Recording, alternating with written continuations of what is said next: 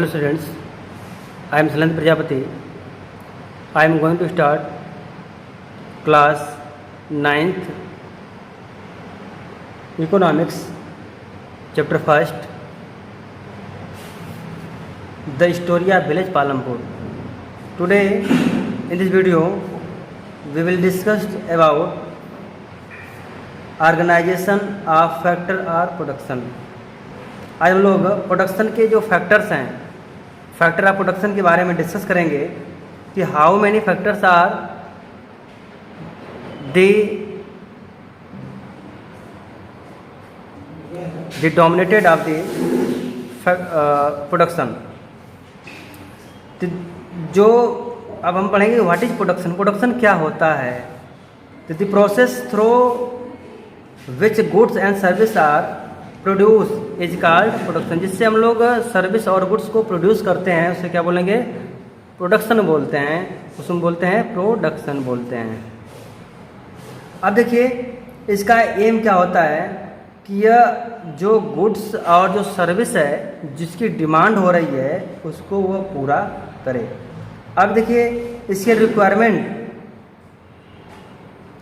अब इसको पूरा करने के लिए 4 रिक्वायरमेंट की जरूरत पड़ती है। मीन्स 4 फैक्टर हैं जो प्रोडक्शन को पूरा करते हैं। तो पहला जो फैक्टर है वो लैंड है।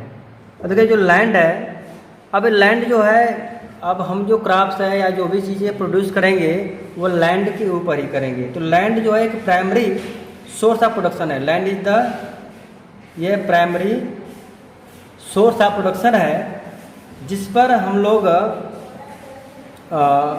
प्रोडक्शन को प्रोड्यूस करते हैं या किसी थिंग्स को प्रोड्यूस करते हैं। और यह एक फिक्स फैक्टर होता है। सेकेंड है लेबर।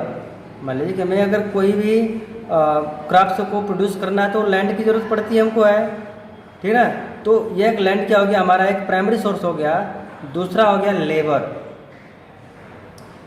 अब देखिए जो लेबर है वह second most important factor of the production.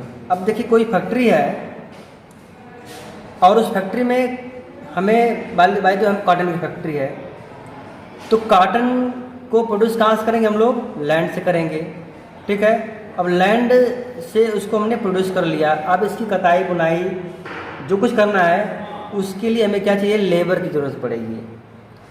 तो अब ये लेबर जो है second most important factor of the production. अब ये 2 तरह के होते हैं। ये जो लेबर होते हैं वह 2 तरह के होते हैं। एक होते हैं स्किल्ड और सेकंड जो होते हैं वह अनस्किल्ड होते हैं।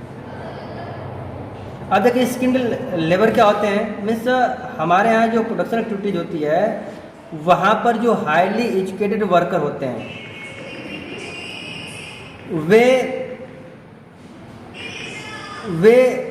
यहाँ पर जो तकनीकी कार्य होता है उसको पूरा करते हैं। Means highly educated workers are highly paid whereas unskilled workers are underpaid। देखिए जो हाई स्किल्ड वर्कर होता है उसको अधिक पैसा मिलता है जबकि अनस्किल्ड जो होता है उसको पैसा कम दिया जाता है।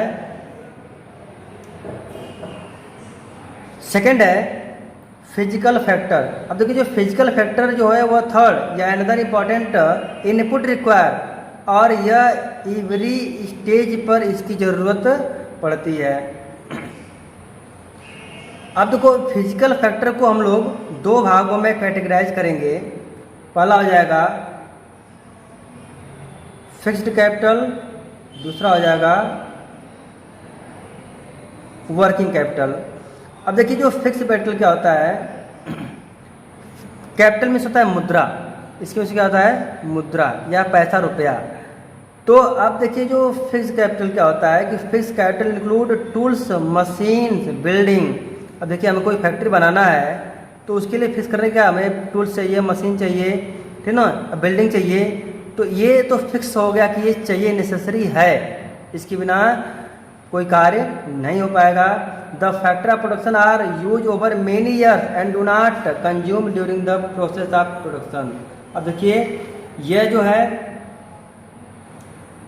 इसका जो यूज हम लोग कई वर्ष तक के लिए कर सकते हैं। लेकिन दूसरा जो वर्किंग कैपिटल होता है तो working capital include raw material. Raw material means होता है कच्चा जो माल होता है। Working capital include raw material, money in hand. Unlike tools, machine and buildings, these are consumed during the process of production. For example, to produce cotton, cloth, yarn is used up or consumed up during the process of production।